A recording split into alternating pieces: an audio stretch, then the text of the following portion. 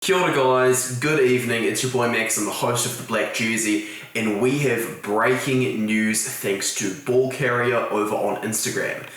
The RFU, the England Rugby Union, have done the most stupid thing in the history of professional sport, and they have sacked Eddie Jones. Guys, I made a video about a few days ago about why I shouldn't be sacked because of the results that he was deliver, the huge amount of stats that were going in his favour from 1998 to the present day as a head coach. And I mentioned in the video that every time his England would get calls from the media to have him sacked, his team would come back and respond with an even better result. Think to recently, they lost to Argentina for just the 5th time in their history, responded with a shellacking of Japan, and a very near comeback against the All Blacks in which England deserved to win. Against South Africa, the momentum was also really going back in their favour. It's just that Marcus Smith came off with an ankle injury, and so they looked very clunky because Manu Tuolangi isn't up to test level, and based on how Eddie Jones selects, it was safe to say a lot of those selection problems I had in my mind were probably red herrings, as Eddie Jones drops a lot of red herrings throughout his career. Look no further than 2019, in which he had pre-planned moves to begin his opening few minutes with a try throughout the season, only to then flip it on his script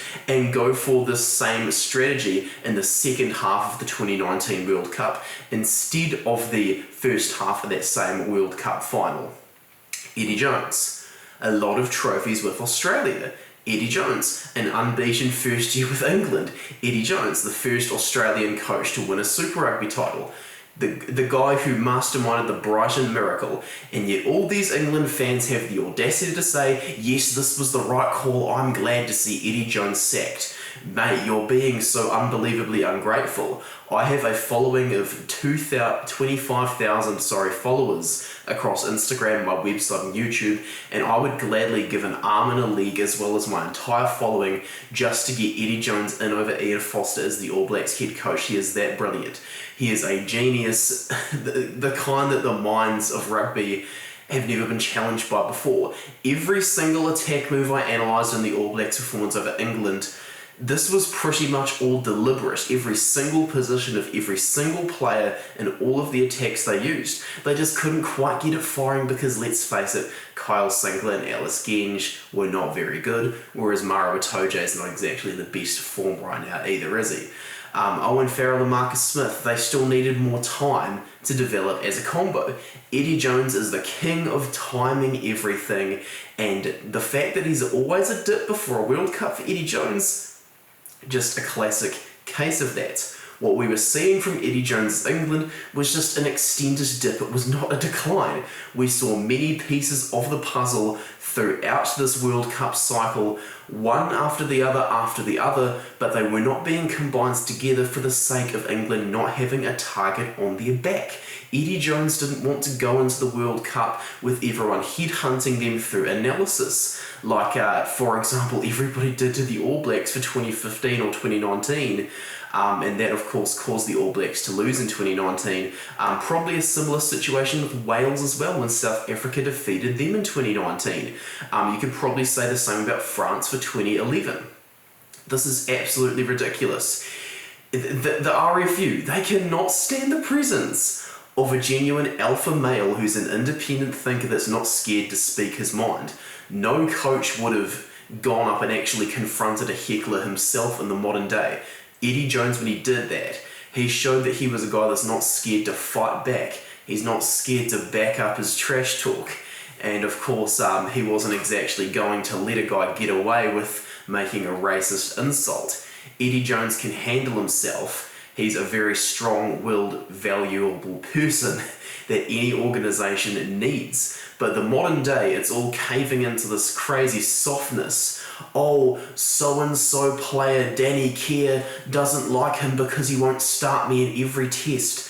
The players who came out against Eddie Jones, such as Danny Kerr, well, mate, Danny Kerr is one of the most one-dimensional halfbacks I've ever seen.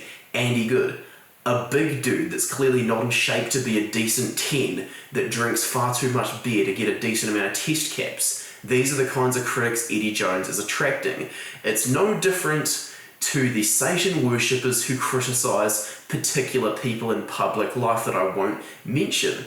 These scenarios are no different from each other.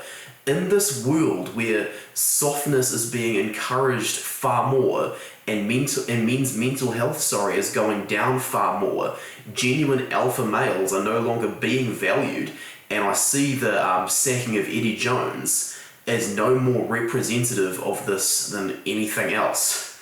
Like, the sacking of Eddie Jones pretty much symbolises England's ongoing loss of power in this world as it's diversifying power economically, sporting-wise, talent-wise for the arts.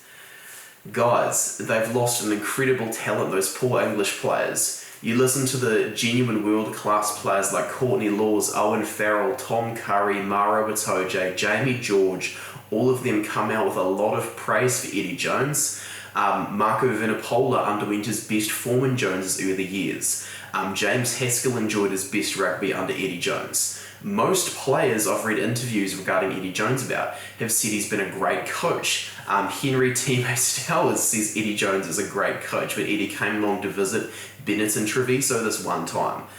The whole thing is just a complete and utter mess. You've had this clear builds towards a big event, and now you're just going to throw it all away, toss it out the window like it doesn't even matter, because you're so obsessed with what these pathetic, evil people in the media are saying about you. Considering how the media treat people such as the royal family for the slightest of infringements upon protocol, do you really think these guys are out there to be your mates? No.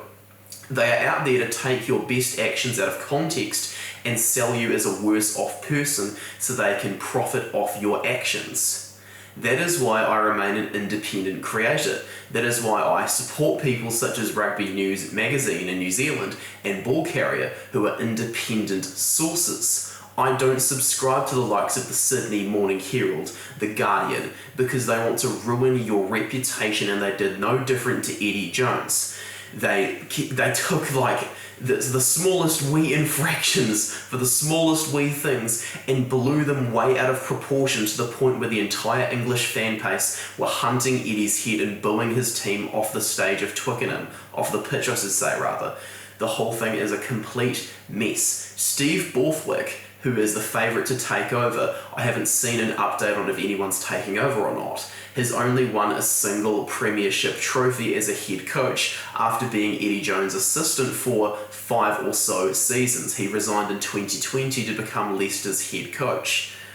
Guys, you're really going to want a guy like that in his early 40s as your favourite for the role, who hasn't had a lot of experience as a head coach, and you're going to put him in there a year out from a World Cup. It makes no sense. The Black Ferns, when they sacked Glenn Moore, that made sense. Wayne Smith had a proven track record. Steve Borthwick doesn't. Wales have Warren Gatland. Who else has the reasonable experience to take over from Eddie Jones 9 months or so away from a World Cup? Nobody. Absolutely ridiculous. Eddie Jones and Warren Gatland, those two have been coaching since the 1990s. Most of the other coaches in the international scene were still early in their playing career back then. Rassie Erasmus, for example, was the captain of the Lions, or the Cats as they were, back in those days. And yet now he's the director for Saru, the director of rugby, I should say.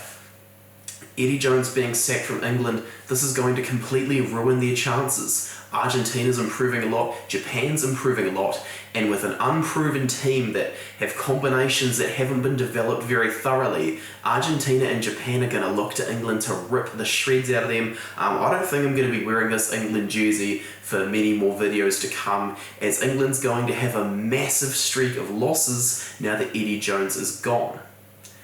You see things such as the numberless backline.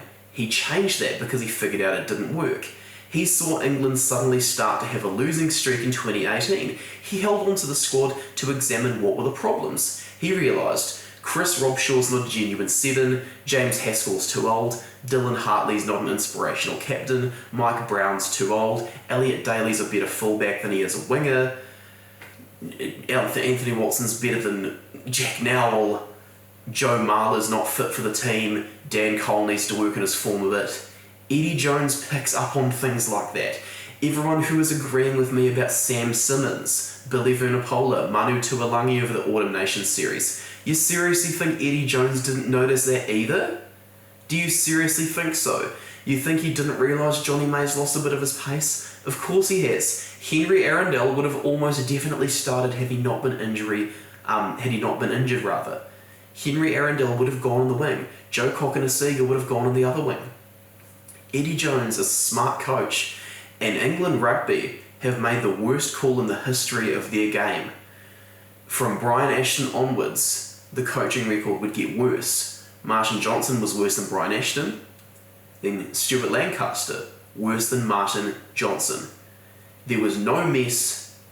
There was just a build towards a big event that was going under the radar. And now, 9 months out of a World Cup, England has sacked the head coach with the second to most trophies in their history, 22 to be exact, and the highest win percentage as a coach in their history. How absolutely freaking pathetic. What a joke. This is probably one of my angrier videos, so I'll let you guys leave your thoughts in the comments. I'm going to head away and edit this as it's 1 AM here in New Zealand time, and I am annoyed beyond belief that this happened. How disrespectful, how ungrateful you must be to think Eddie Jones deserves to be sacked. Comparing his record to Wayne Pivac, who just got sacked from Wales, it's leagues apart. And there are Welsh fans out there who would give their entire lives to get Eddie Jones in as their new head coach.